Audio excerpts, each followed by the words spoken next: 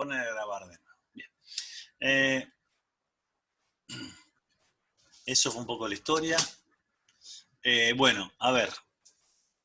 Pero a todo esto, ¿qué es un sistema operativo? ¿Qué me puede decir Pablo García, por ejemplo?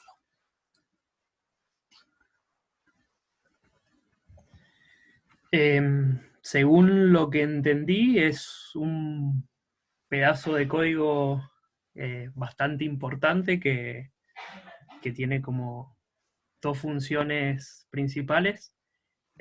Una es darle abstracción al usuario y la otra es administrar recursos. Genial. Imaginen por un momento que ustedes hacen un programa que lee, no sé, algo de disco. Si no hubiera sistema operativo, ustedes deberían saber qué tipo de disco tienen. Si tienen un disco SATA, un disco IDE, un disco USB. Una vez que saben cuál es, deberían ver qué driver el controlador tiene para saber cómo programarlo. ¿Me siguen? Una vez que tienen las posiciones de memoria de los registros de programación, deberían saber cómo hacer para darle una directiva al controlador para que vaya a leer o escribir algo al disco.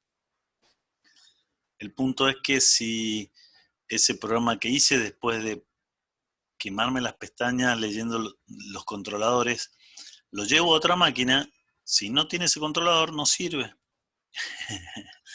Entonces ahí Tannenbaum hace un dibujito y dice que me abstrae de las interfaces feas. Esas interfaces feas son justamente esas, ¿sí? Mientras que yo para escribir, ya lo vamos a ver al final de esta clase, solamente tengo que usar una interfaz general. Las POSIX son de ese tipo. Y eso me abstrae de lo complejo del hardware, ¿sí? Entonces ese enfoque es del sistema operativo para arriba, es el soporte que me da, digamos, a mí como programador, como usuario. Y el enfoque para abajo es cómo se la rebusca el sistema operativo para administrar el hardware que tiene, ¿sí? Básicamente son los dos enfoques, eso, ¿sí? Uno mirando hacia arriba se llama máquina extendida, donde a mí me está abstrayendo de toda la complejidad, como lo uso normalmente con llamas a sistema. Vamos a verlo. Por ejemplo, ¿qué dice? Por ejemplo, bueno, yo cuando hago un read, cuando hago un write, read, bueno, si lo que se puede escribir, bueno, esta es una llamada a sistema. No importa qué es lo que vaya a leer, siempre lo hago de la misma manera, ¿sí? Y manejador de recursos, bueno, lo que hace es cómo las distintas tareas van a acceder al procesador, a la memoria, entrada, salida, etcétera, etcétera. ¿Tá? Esos son los dos enfoques que tiene esto. Chicos, si tienen dudas pueden levantar la mano o pueden preguntar, digo. Bueno, van a encontrar un montón de definiciones. Yo saqué algunas más o menos interesantes, pero no hay una definición del sistema operativo, ¿sí? Este en realidad quedó mal, esto debería estar a esta altura. Son todas definiciones. Programas que usan operaciones comunes, entrada-salida, software que hace operaciones de control de hardware, programas que brindan un entorno para que se ejecuten otros programas y cosas por el estilo, ¿sí? Y así van a encontrar un montón de definiciones. En definitiva, no hay una general o única, ¿sí? Pero el objetivo más o menos es ese, como lo venimos hablando. ¿De qué se encarga básicamente? Ya que no tenemos una definición exacta, podríamos decir de las cosas que se encarga de hacer. Bien. Gestionar procesos, ¿sí? Mis tareas, como yo voy a tener más de una tarea a la vez, lo que hice fue crear una abstracción y se llama proceso. Esto va a gestionar, me va a permitir crear tareas, terminar, suspender, reanudar, etcétera, etcétera. el sistema operativo también tiene que gestionar la memoria, saber qué partes corresponden a cada proceso y qué partes no. Cuando termina un proceso, liberar memoria. Cuando necesita un proceso nuevo, asignar memoria. También necesita gestión de almacenamiento. Cuando mi proceso va a terminar, si yo quiero que sea persistente los datos, acuérdense que esto está en RAM, se corta la luz, se acabó todo. Si yo quiero que mis datos persistan, debería almacenarlo en un almacenamiento secundario. Creo una abstracción de archivos, de sistemas de archivos. Bueno, el sistema operativo tiene que manejar cómo crear archivos, borrar archivos, etcétera, etcétera. Y también tiene que darme protección y seguridad. Protección para que una tarea no escriba en el lugar de otra y para que una tarea no se apropie de la CPU y no la deje al resto ejecutarse. Esas son algunas de las tareas que hace el sistema operativo.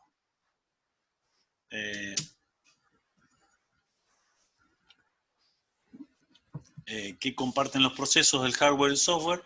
Bueno, acá retomo de nuevo el tema de monopolizar la CPU. Podría ser que una tarea se ejecute, que sea un bucle while true, y se ejecuta todo el tiempo, no hace entrada salida, por lo tanto una vez que se pone a ejecutar, en principio se ejecutaría hasta siempre. Bueno, el sistema operativo debería poder evitar eso. También debería poder evitar que una tarea escriba en un lugar de memoria de otra. ¿Cómo evita estas dos cosas? Básicamente con hardware, ¿sí? Nosotros ya vimos que tenemos al menos dos modos de operación, modo privilegiado y modo usuario, o modo kernel y modo usuario. En realidad Intel tiene 4, pero con tener 2 modos ya me alcanza. Donde van a ver esta. Sí, Gabriel.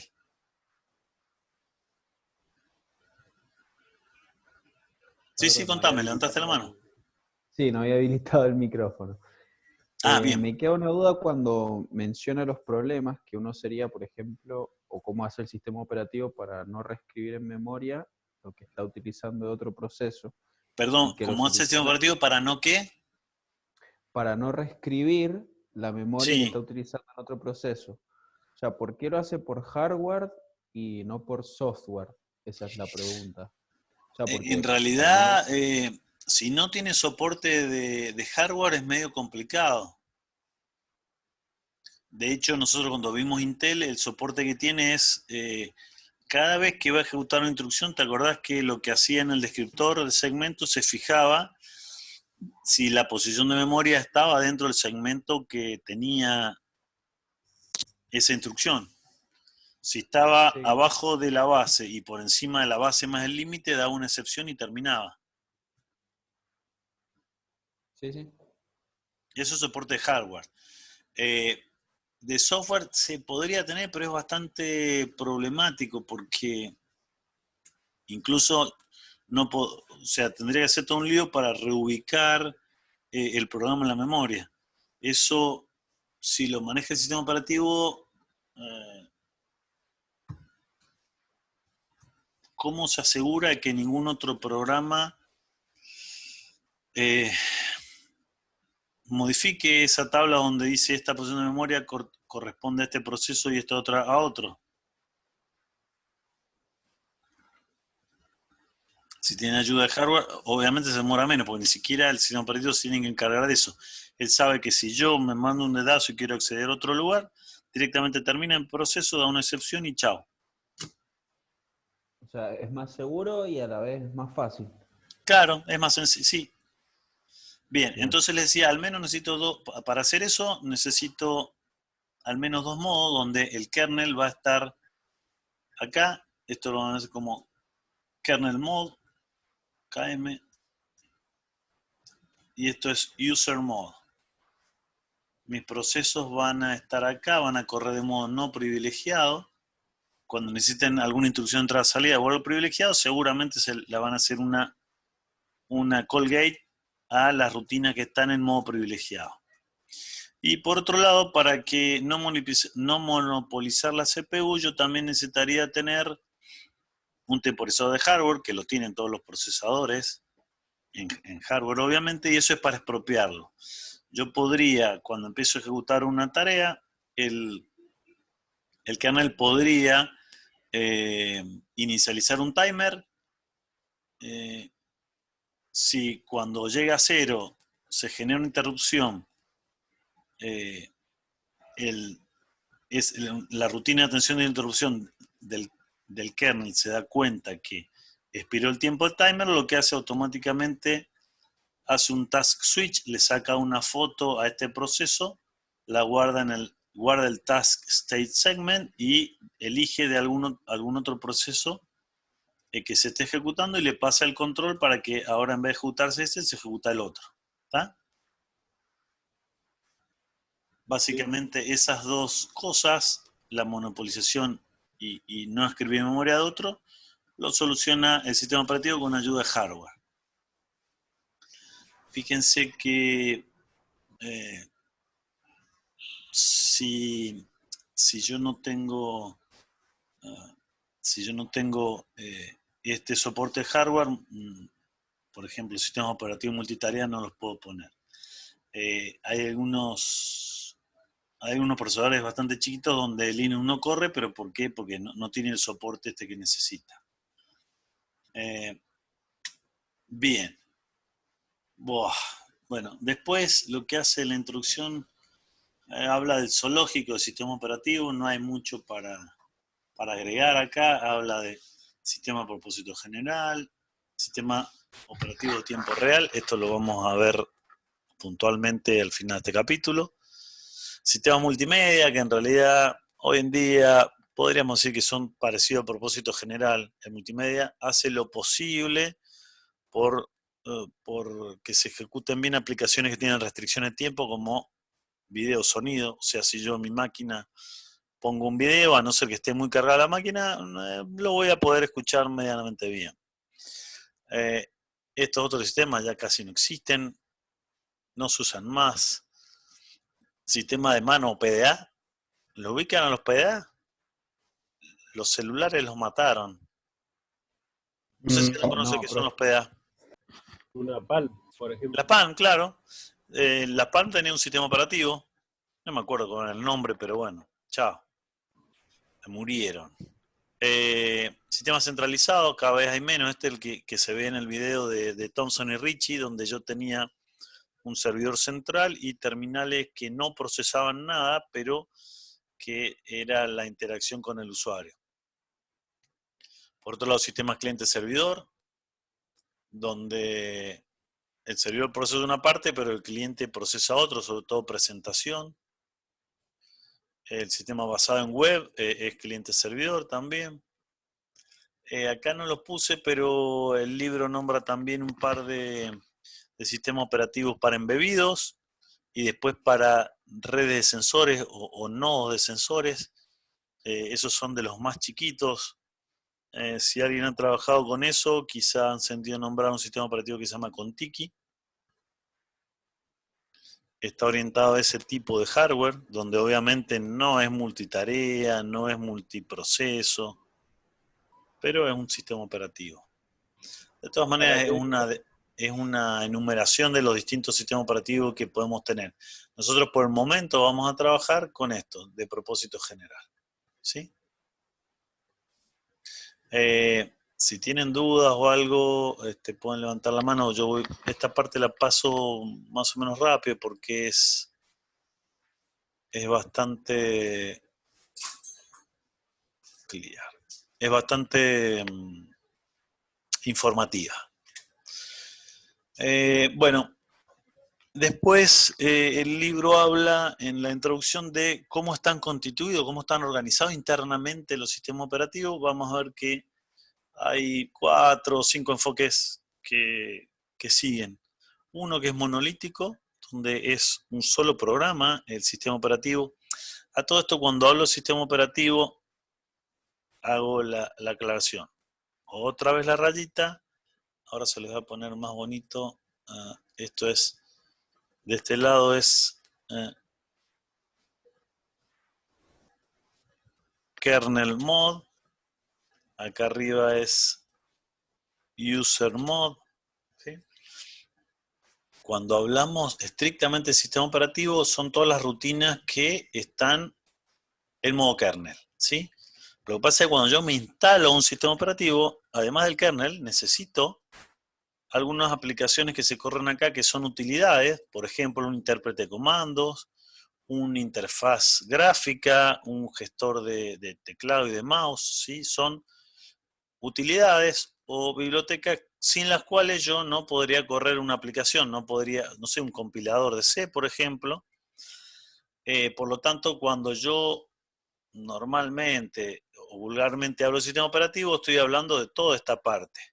Un núcleo y las utilidades necesarias para que un usuario común pueda aprovecharse de esto, ¿sí? ¿Me entienden? De todas maneras, cuando lo hablamos acá en este capítulo, estamos hablando puntualmente de la parte de modo kernel, ¿está? Parece un lavarropa esto. Bien. Bueno, entonces cuando hablamos de eso, que es un solo programa, yo estoy hablando del núcleo. Porque ustedes miran, ¿cómo un solo programa? Yo cuando instalo Linux tengo el intérprete de comando, la interfaz, el servidor X, que es la interfaz gráfica, un gestor de escritorio, tengo un montón de programas. Y ustedes me están diciendo que es monolítico. Bueno, Linux es monolítico, pero estamos hablando siempre del kernel o del núcleo del sistema operativo, ¿sí? Bueno, tengo monolítico en capas de máquinas virtuales y cliente servidor. Ahí está. Bien. El monolítico, en realidad, por ahí puede estar separado en distintas funcionalidades, como una rutina principal, rutina de procedimiento y utilidades, pero cualquiera está interconectada con cualquiera. Yo puedo estar ejecutando esta rutina y puedo llamar a esta utilidad, o estoy esta utilidad y puedo ejecutar ese servicio, o puedo ir al main, puedo ir de cualquier lado a cualquier lado. Esto está todo escrito en un solo programa. Las interfaces deberían estar bien definidas, porque si no está claro cómo este programa invoca a esta rutina me refiero, podría explotar, y acá si da un error, ¿qué pasa?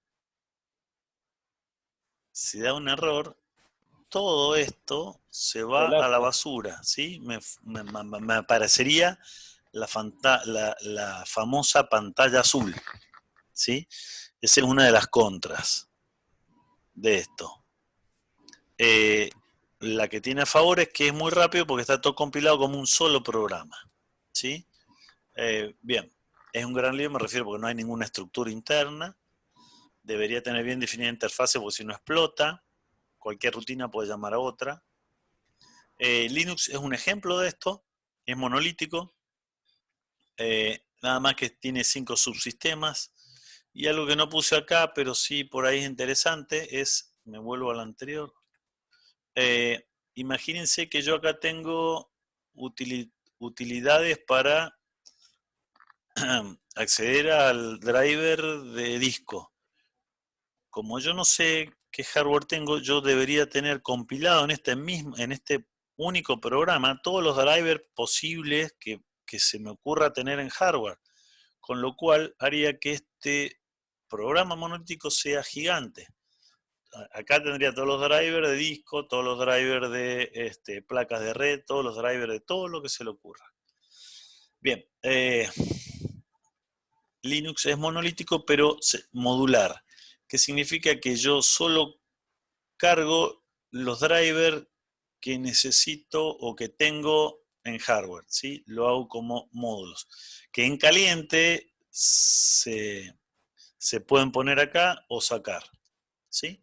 Pero eso logra que el tamaño del único programa monolítico sea bastante más chico. Bien. Otro enfoque, no lo he visto ahora en sistemas operativos modernos.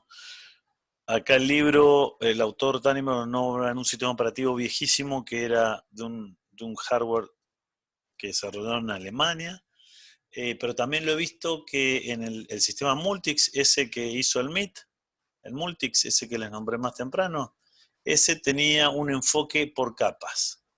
¿De qué se trata el enfoque por capas? Esto era, perdón, era Multics, bueno, C y S, no importa. La capa más central o más básica lo que hace es me da multiprogramación, lo cual permite que varias tareas puedan ejecutarse compartiendo el mismo hardware. Arriba de eso hay una capa que hace toda la gestión de memoria, arriba de eso hay otra capa que hace toda la interprocess communication, o sea, comunicación de todos los procesos, otra que maneja entrada-salida, y más o menos a esta altura, en la capa 4, esto sería kernel modo kernel, y esto sería user mode.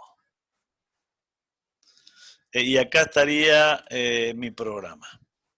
El tema es que mi programa le pediría recursos a esta capa le pediría esta y esta.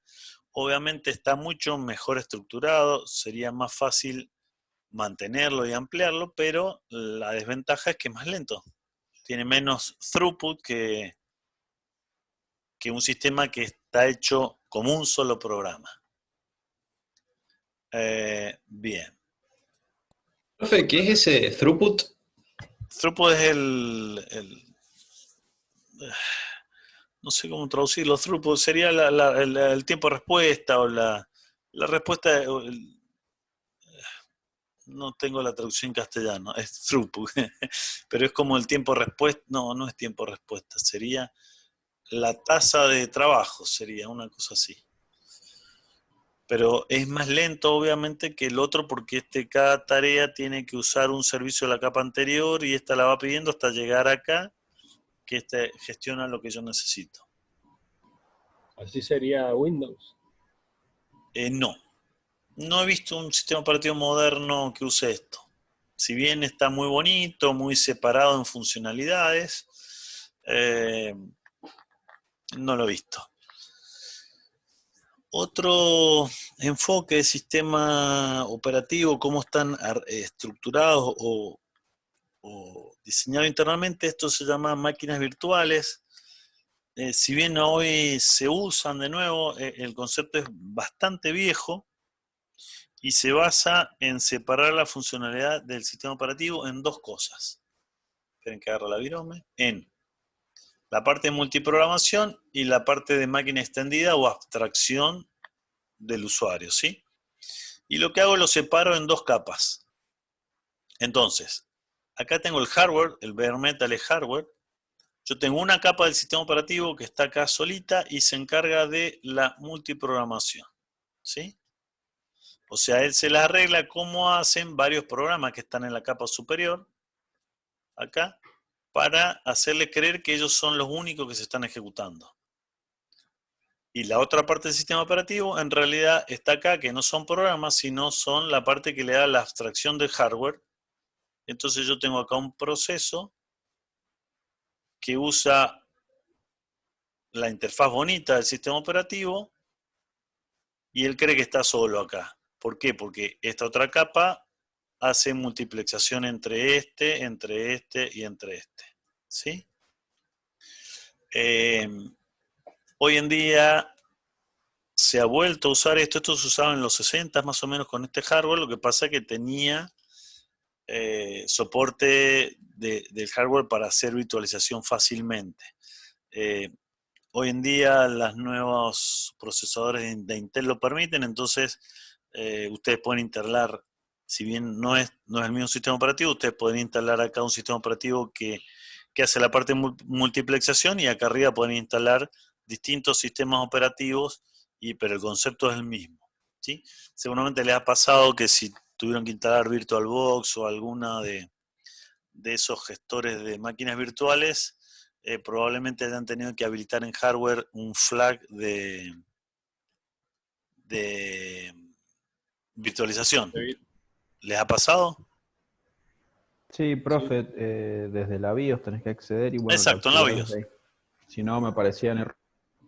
Claro, o sea, ha vuelto esta idea vieja de los 60s y a principios de los 70s, ha vuelto con, digamos, el soporte hardware. Entonces, hoy en día está peor usar eso, pero el concepto tiene un montón de años. Bien, y la otra estructura interna que tienen los sistemas operativos se llama microkernel, donde acá la idea es, acá otra vez está la división modo usuario, modo kernel, acá está. Su kernel tiene lo mínimo indispensable, ¿sí? La parte de, por ejemplo, gestión de procesos es un proceso modo usuario que no tiene permiso. La parte de gestión de archivos también. La parte de gestión de memoria también.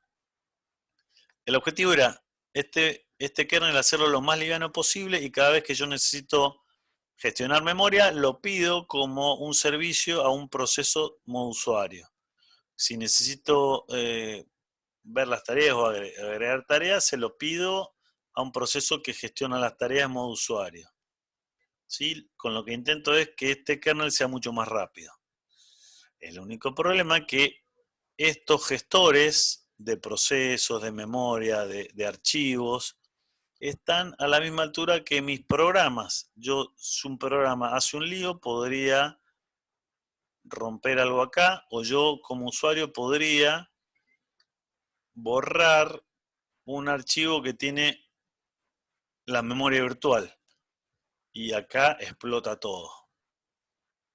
¿Se entiende? O sea, intentar hacerlo más rápido, sacándole cosas, funcionalidades en el kernel y poniéndolas a modo usuario. Pero el problema es que ahora podría fácilmente algún otro proceso molestarlos. O supónganse que yo tengo muchos procesos de usuario, sería bastante más lento del microkernel pedirle algo al gestor de procesos o al gestión de archivos. ¿Por qué? Porque tengo muchos procesos de usuario que compiten con ellos. Son pros y contras. Adivinen quién tiene este tipo de arquitectura de sistema operativo.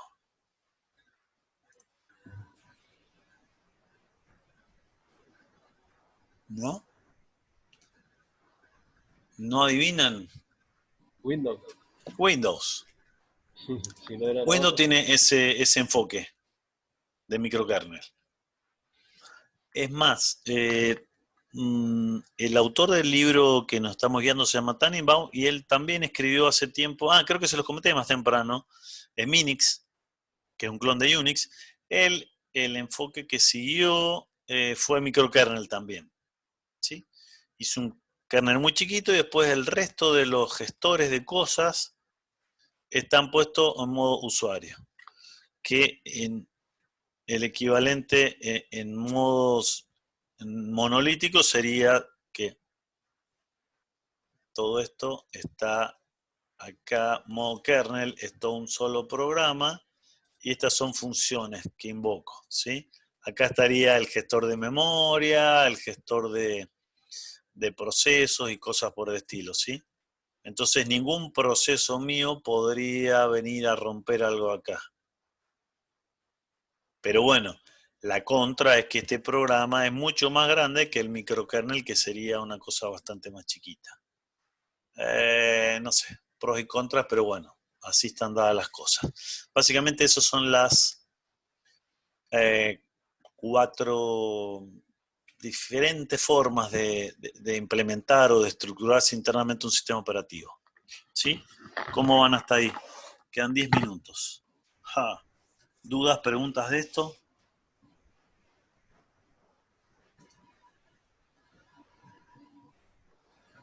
¿No? Profe, en la parte de microkernel de Windows, ¿hay algún ejemplo concreto que nosotros sin tanto conocimiento en sistemas operativos lo podamos identificar, así como usuarios? Como usuario vos vas a poder ver solo la parte de acá arriba, de acá para arriba. Esto no tenés permiso porque esto corre en modo privilegiado y vos estás por acá. Yo sí he visto que te permite borrar, por ejemplo, el sistema de memoria virtual, es un proceso, eh, genera unos archivitos por ahí en alguna parte y vos como un cliente tenés acceso a esos archivos y lo borrás, he visto que te mandás alguna, sí. Es lo único que no uso Windows, pero sí he visto que hacen lío con eso. No sé si a eso te referías con tu pregunta. Sí. Sí, no tengo demasiada experiencia en Windows, gracias a Dios.